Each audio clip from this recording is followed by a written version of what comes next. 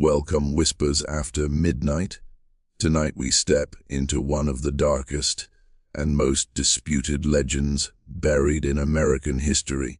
A story so brutal and so impossible that even official records seem afraid to touch it. They say one enslaved man left behind a trail of 250 dead white men, no arrest, no grave, no confirmed identity, only whispers, missing names, and terrified silence. The story does not begin in official court records or neatly bound history books. It begins in fragments, passed quietly from mouth to mouth in the Deep South, where certain events were never meant to be written down. The earliest mentions appear in oral testimonies collected decades after slavery, where elderly black storytellers spoke of an enslaved man whose name was deliberately erased. According to these accounts, his story was first whispered among field hands, then among overseers, and finally among local patrols, each version growing darker, more fearful, and more desperate. What makes the origin so unsettling is who told the story first. It wasn't abolitionists or later historians. It was plantation owners and patrolmen, speaking in hushed tones, warning one another of a figure who struck at night and left no witnesses. In some counties, church records suddenly stop listing deaths with causes. In others, plantation logs show gaps, missing months where no overseer reports exist at all. These silences are where the legend took root. Over time, the story split into versions. Some said the man was a runaway driven mad by punishment. Others claimed he was once a trusted house slave who learned rotes, habits, and patrol schedules. A few insisted he wasn't one man at all, but a symbol, blamed for every unexplained death because authorities needed a single shadow to fear. Yet in every version, one detail never changed: he was never captured, never identified, and never buried. The legend survived because it served a purpose. For the enslaved, it was a forbidden story of resistance whispered after dark. For the enslavers, it was a nightmare they refused to document, fearing that writing it down would give it permanence, or worse, inspire others. And so the origin of the legend remains exactly where it began, in the space between what was witnessed and what history chose to forget. When historians later tried to trace the killings, they ran into a wall, not of missing evidence, but of evidence that contradicted itself. County death registers from the same years tell wildly different stories. In one ledger, a man is listed as dying from illness. In another, the same name appears weeks later, marked missing. Some plantation records record sudden resignations of overseers with no explanation. Others simply stop keeping records altogether for long stretches of time, as if documentation itself became dangerous. Local newspapers add another layer of confusion. Brief, carefully worded notices mention unfortunate incidents or accidents during patrol, never naming a suspect and never linking the deaths together. Yet when these reports are placed side by side, patterns emerge: similar locations, similar injuries, similar disappearances. Still, no article ever admits a coordinated threat. Acknowledging that would have meant admitting that the system designed to control enslaved people had failed. Even law enforcement records conflict. Some patrol logs describe night hunts that ended with no findings, while others claim suspects were killed, without bodies, names, or burial records to confirm it. In a few rare cases, arrest warrants appear in one county, but vanish entirely in the next county's files. suggesting intentional removal. It becomes impossible to tell where incompetence ends and deliberate erasure begins. What's most disturbing is that these inconsistencies are not random. They follow a clear pattern. The more violent the event, the thinner the paper trail. The higher the death count in rumors, the quieter the official response. It's as if the truth was broken into pieces and scattered across jurisdictions so no single authority would ever have to face it whole. In the end, the conflicting records don't disprove the legend, they strengthen it. They reveal a system scrambling to hide something it could not control. And when history contradicts itself this badly, it leaves behind a chilling question: were the records wrong? Or were they designed to be? The earliest deaths linked to the legend were not dramatic massacres. They were quiet, unsettling incidents that authorities tried to dismiss as coincidence. A patrolman found dead near a riverbank. An overseer who failed to return from a night inspection. A hired hunter discovered hanging from his own rope in the woods. Each case was explained away separately: accident, illness, misadventure. No connections were officially acknowledged. But among enslaved workers and local patrols, the pattern was obvious. These men were all known for cruelty. They all worked night routes, and they all disappeared or died in isolated areas where no witnesses could survive long enough to speak. Whispers began circulating that someone was watching patrol schedules, learning habits, striking only when escape was guaranteed.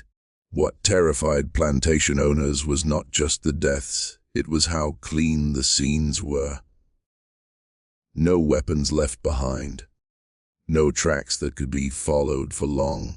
Dogs lost the scent abruptly, as if the attacker understood how to erase himself from the land.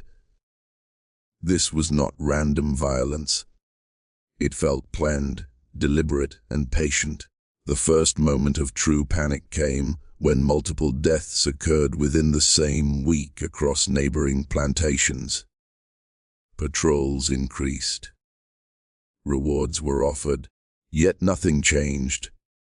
The killings continued sporadically, always unpredictable, always leaving behind the same silence.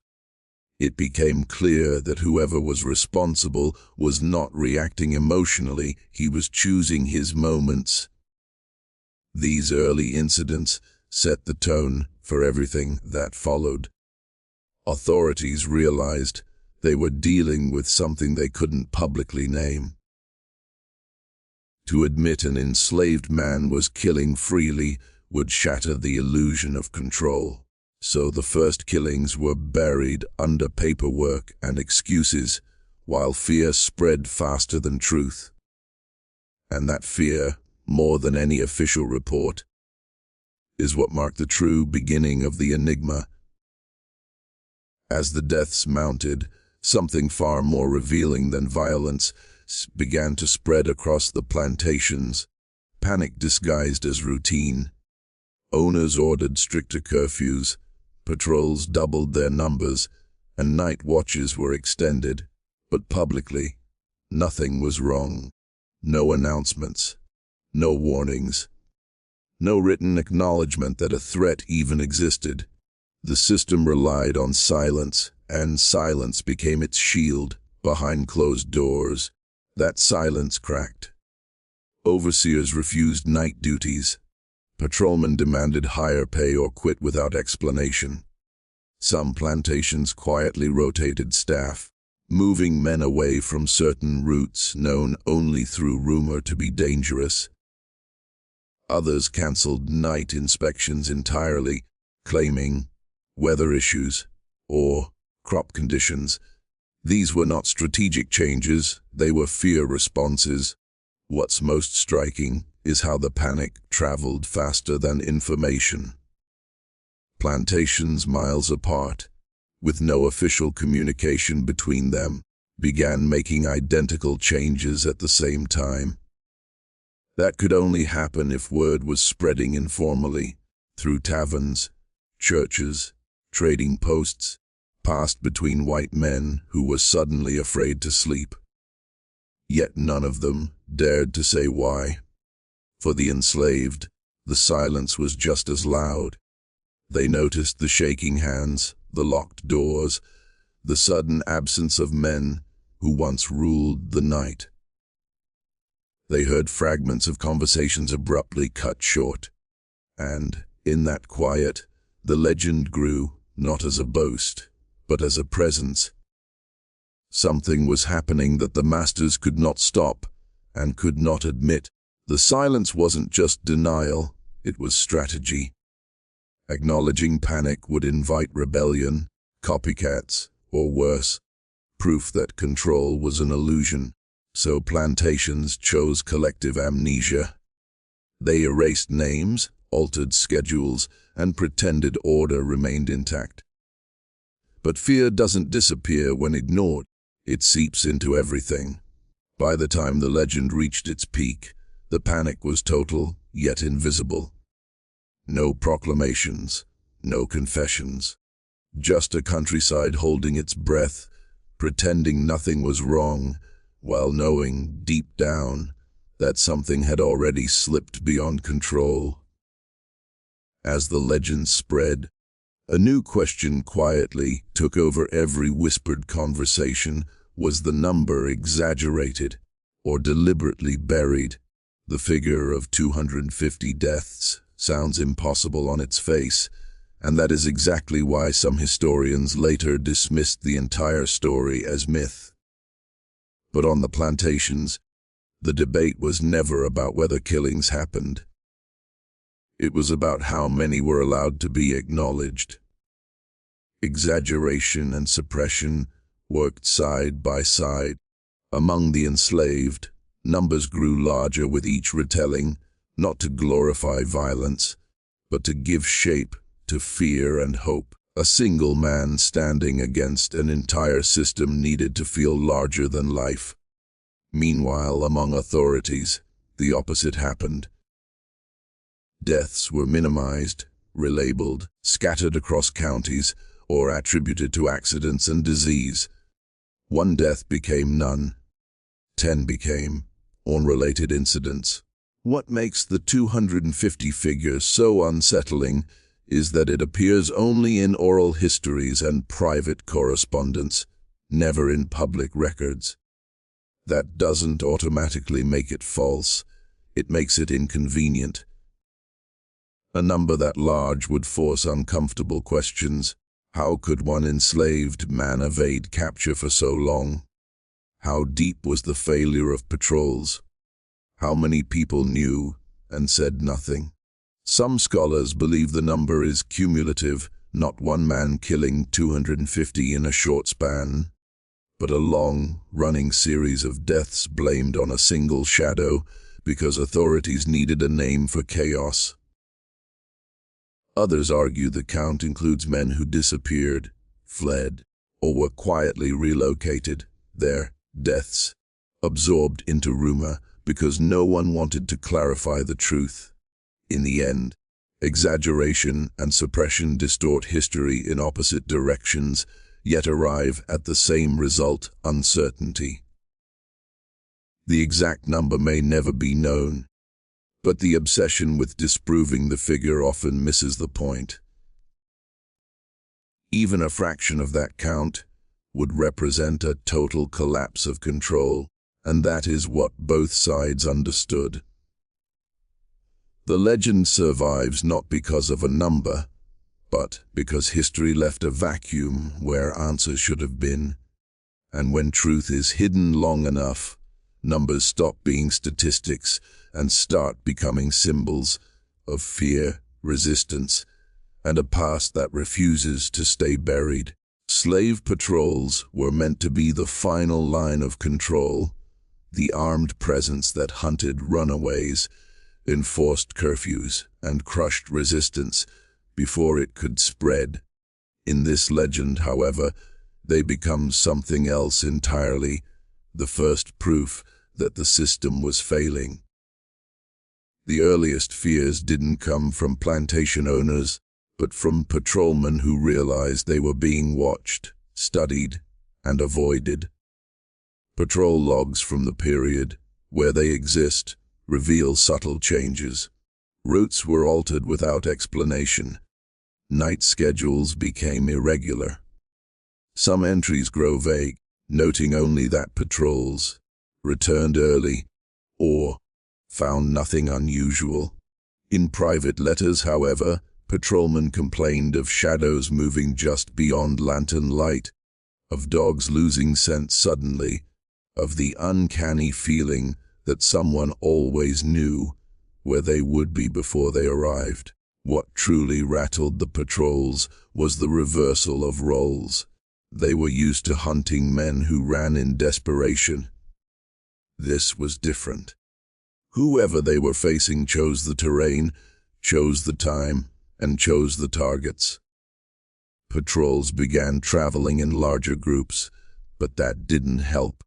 Larger groups were louder, slower, and easier to predict. The woods stopped feeling like protection and started feeling like a trap. In some regions, patrols quietly disbanded for weeks at a time, claiming illness, weather, or equipment shortages.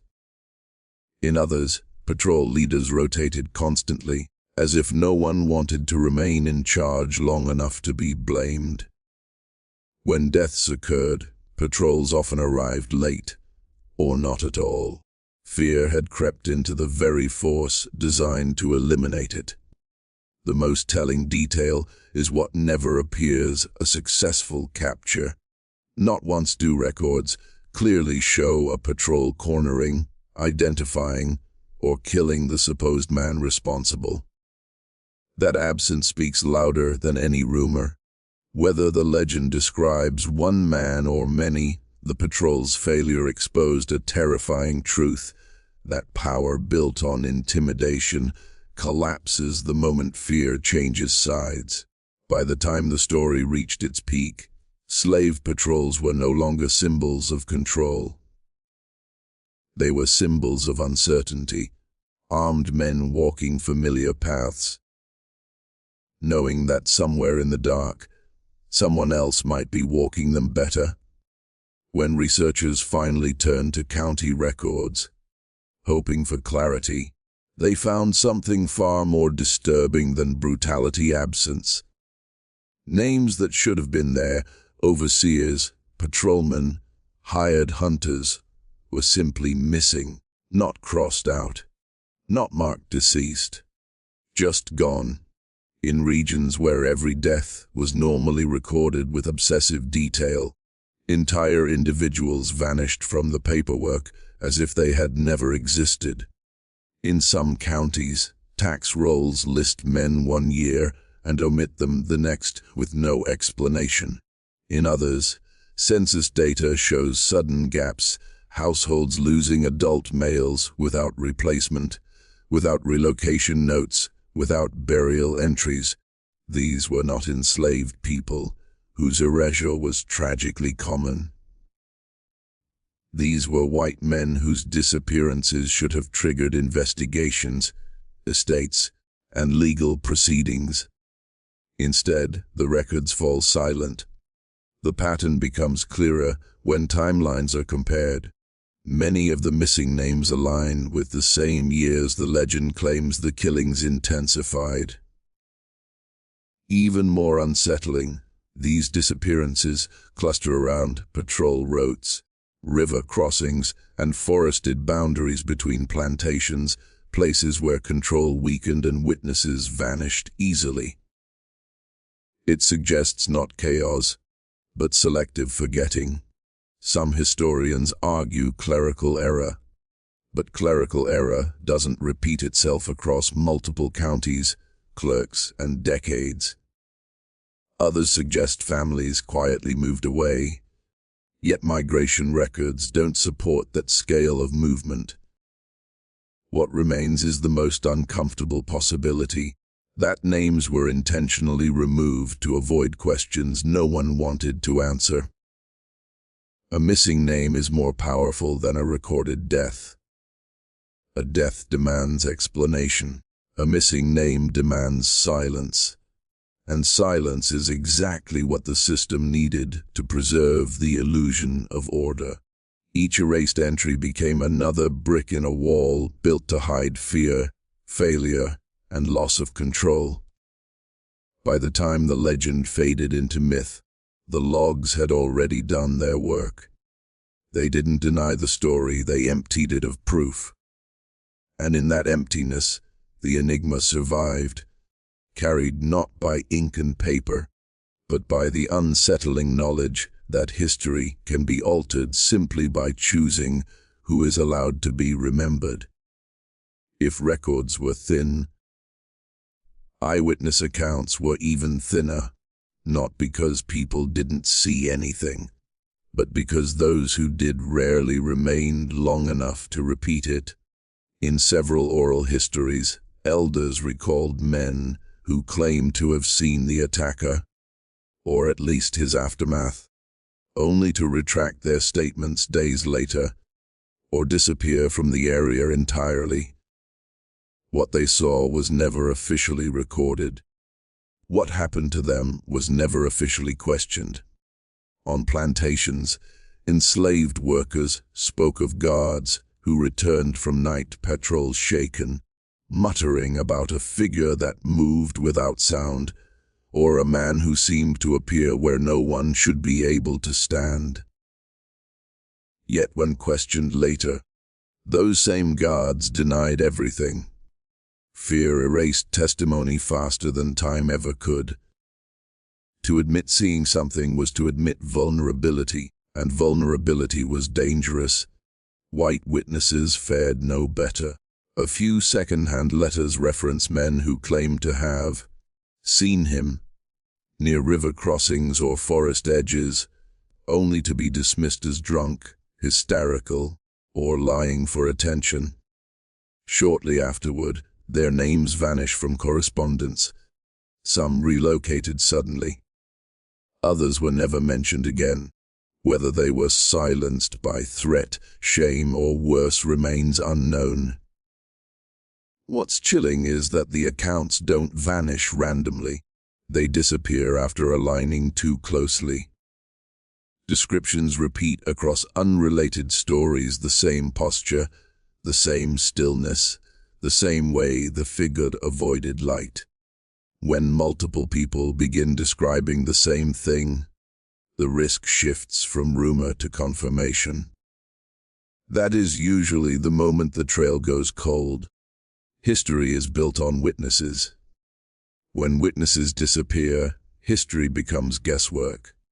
And in this case, the vanishing of testimony may be the strongest evidence of all, because if nothing had been seen, there would have been nothing to erase. In the end, the absence of eyewitnesses doesn't weaken the legend, it sharpens it. It suggests a truth so destabilizing that seeing it was more dangerous than denying it. And whatever those witnesses encountered in the dark, it was something no one was ever meant to repeat out loud. Local militias were formed for moments of crisis, rebellions, invasions, large-scale threats to order. Yet in this story, they represent something far more unsettling: armed groups that were afraid to be armed. As rumors intensified, militias were quietly assembled in several counties, not to announce strength, but to reassure frightened communities that someone, somewhere, was still in control. But that confidence didn't last. Muster rolls show inconsistent attendance. Training nights were postponed or sparsely attended. Some militia leaders requested additional weapons and ammunition, not to pursue the suspect, but to defend homes and meeting places. The mission had subtly shifted from hunting a threat to waiting for it. What terrified the militias was the same thing that haunted the patrol's unpredictability. Militias were trained to face crowds, not shadows. They relied on visibility, coordination, and clear targets. The legend offered none of that. There was no confirmed identity, no base of operation, no pattern that could be intercepted. Mobilizing a militia against a figure who might already be watching them only amplified the fear. In private correspondence, militia officers complained of men refusing night drills, citing illness or family obligations. Others openly questioned whether confronting the legend would provoke something worse, retaliation, escalation, or inspiration. The unspoken fear was not just death, but humiliation, the idea that a loosely organized force could be outmaneuvered by someone they were taught to believe powerless. Eventually, many militias stood down without explanation. No public statements, no victories announced. Just a quiet retreat back into normalcy, as if admitting fear would make it real. But the damage was done. The presence of militias had failed to restore confidence, and their withdrawal only confirmed what everyone already suspected. When even armed collectives hesitated, the legend crossed a threshold. It was no longer a criminal mystery, it was a psychological one. And the fear that settled among local militias revealed the deepest crack of all. Power loses its authority the moment it begins to doubt itself. On paper, a manhunt should have ended the story quickly. Rewards were whispered about, patrols reinforced, militias alerted, dogs trained for pursuit. And yet, every organized hunt failed, not once, but repeatedly. The question isn't why the manhunt didn't succeed. It's why it never truly began the way history says it should have. The first problem was definition. No one could agree on who or what they were hunting. Descriptions shifted constantly. One report described a tall man. Another insisted he was small and fast. Some claimed he was injured. Others swore he moved without leaving tracks. Without a clear identity, every search dissolved into confusion before it even reached the woods. Then there was the terrain. The areas where the killings allegedly occurred were places enslaved people knew intimately: swamps, forests, river bends, forgotten paths between plantations. These were landscapes shaped by survival, not ownership. Patrols followed roads and predictable routes. The hunted did not. Each manhunt moved loudly, visibly, announcing itself long before it arrived. Fear also sabotaged coordination. Counties refused to share full information, worried about blame or panic. Plantation owners downplayed incidents to avoid scrutiny. Patrol leaders withheld details to protect their men or themselves. What resulted was a series of isolated searches, never a unified pursuit. Everyone was hunting alone, even when standing together. Most damning of all was the quiet resistance within the system itself. Not everyone wanted the manhunt to succeed.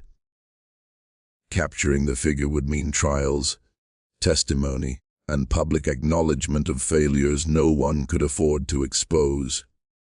It was safer, for reputations, for order, for peace, to let the legend remain unresolved. So the manhunts wandered, exhausted themselves, and returned empty-handed. No capture, no body, no proof. Just the lingering sense that whatever they were chasing had already slipped past them. Perhaps because it was never where they were looking. In the end, the failure of every manhunt revealed a truth more frightening than the legend itself: a system designed to hunt. could not find what it refused to fully confront. The number itself is the most controversial part of the legend and also the most misunderstood. 250 was never meant to function like a modern statistic. It wasn't born from a single ledger or a confirmed body count. It emerged from overlap rumors layered on top of disappearances, private letters stacked against missing records, and years of unresolved deaths blamed on a single, unnamed figure. In oral histories, the number changes slightly from telling to telling, 200, 230, more than anyone could count. Over time, it settled at 250 because it represented something specific, overwhelming scale. Not a precise tally, but a threshold beyond which control clearly collapsed.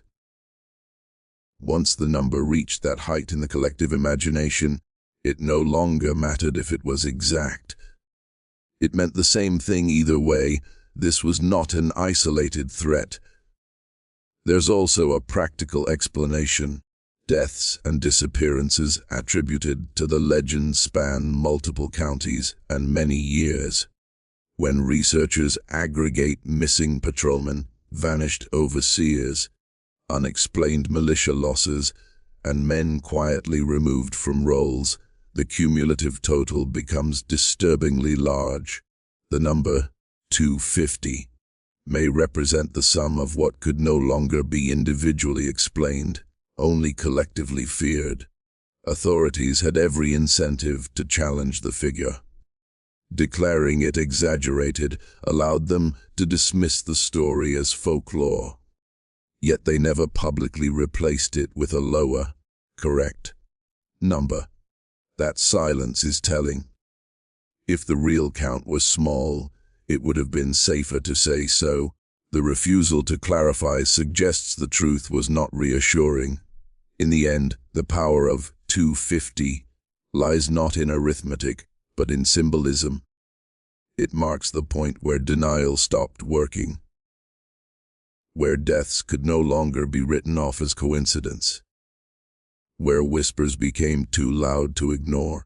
Whether literal or cumulative, the number survives because it captures something history rarely admits: fear measured not in bodies, but in loss of control. This legend lives in the tension between two kinds of memory, what was written down and what was never allowed to be. Written history ledgers, court files, patrol logs tells a careful, restrained story filled with gaps and neutral language. Oral history tells a different one. It speaks in emotion, warning, and repetition, and where these two overlap, the discomfort begins. Among formerly enslaved communities, the story survived not as entertainment, but as caution and code. Elders spoke of a man who proved the system was not invincible, but they rarely framed him as a hero. Instead, he was described as a consequence. What happens when cruelty accumulates too long without consequence? These stories were passed quietly, often without names or dates, because naming things had once been dangerous. Written history, by contrast, demanded verification that the system itself had already erased. It required documents created by the very people who had reasons to hide failure. That imbalance matters. When one side controls the pen and the other survives through memory, truth does not disappear, it changes form. What's striking is how often oral accounts align across regions that had no direct contact. Similar patterns, similar fears, similar endings. Meanwhile, written records remain fragmented, defensive, and vague. One preserves experience, the other preserves authority. Both claim truth, but only one had something to lose by telling it fully. Modern historians often privilege paper over voice, calling oral accounts unreliable. But in cases like this, Unreliability may signal trauma, not fiction. Silence, exaggeration, and symbolism become tools for preserving meaning when facts are actively suppressed. The real mystery isn't which version is correct. It's why they diverge so sharply. And the answer is simple: written history records what power permits, while oral history remembers what power tries to forget. Every version of the legend ends the same way, with a last glimpse, never a confrontation.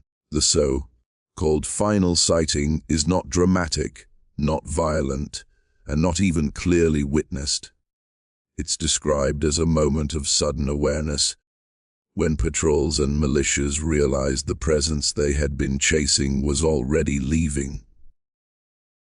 According to overlapping oral accounts, the final sighting occurred near a boundary, river crossings, marshland edges, or deep forest lines, where one county's authority ended and another's uncertainty began. A patrol reported movement ahead, then nothing. Dogs stopped barking. Lantern light reflected off water or fog, blinding just long enough for whatever was there to vanish. No pursuit followed. No shots fired. Just silence. What's chilling is what happened after. Patrols didn't return the next night. Searches quietly ended. Rewards were never formally withdrawn, but they were never mentioned again. The machinery of pursuit simply powered down. It was as if everyone understood, without saying it aloud, that continuing would only expose more failure. In some tellings, a single figure was seen standing still, watching, not fleeing, choosing the moment to disappear. In others, the sighting isn't visual at all, but emotional, a sudden calm after years of tension, as though the threat had lifted because it had moved on, not because it was stopped. No body was found, no capture recorded, no official explanation issued. The final sighting exists only because people remembered the moment fear changed shape, from active panic to unresolved unease. The kind that doesn't end a story, but suspends it. And that's what makes the final sighting so powerful. It doesn't provide closure. It denies it. Because in history, the most unsettling endings aren't the ones where someone dies. They're the ones where someone simply walks out of the record, leaving the system that failed to stop them, staring at empty ground. If death is what gives history certainty, then this story was denied certainty by design. No body was ever recovered. No grave marked. No remains displayed as proof of victory. And in a system that relied on bodies to send messages, public punishment, public executions, that absence was more terrifying than any corpse could have been. Normally, when a threat was neutralized, authorities made it visible. Bodies were shown, names were announced. Fear was managed through spectacle. But here, there was nothing to display. No confirmation that the danger had ended. No way to reassure patrols, militias, or plantation owners that control had been restored. The disappearance broke the rules of how power expected stories to end. Rumors filled the vacuum immediately. Some said he drowned crossing a river, his body carried away before it could be found. Others believed he escaped into territories where records dissolved, marshlands, border zones, or communities that asked no questions. A darker theory suggested he was protected, hidden by those who had learned from him, absorbed into anonymity by people who understood silence as survival. What unsettled authorities most was that no explanation could be proven false. Without a body, every possibility remained alive. Death would have ended the legend. Disappearance kept it breathing. Each unexplained sound in the woods, each missing patrolman years later, could still be linked back to him, whether truthfully or not. In official documents, the story doesn't conclude. It simply stops being referenced. That silence is not resolution, it's surrender. The system chose forgetting over confirmation because confirmation would have required admitting. They never truly won. A disappearance without a body doesn't close a chapter, it leaves it open indefinitely. And in this case, that open ending became the most powerful part of the story, because as long as there was no body, there was always the possibility that the enigma wasn't gone at all, only waiting, unseen, just beyond by reach of history's pen. History doesn't forget by accident. It forgets because remembering would be inconvenient, destabilizing, or dangerous to the story power wants to tell about itself. This enigma sits at the exact point where remembrance becomes a threat, not to individuals, but to an entire narrative of control, superiority, and inevitability.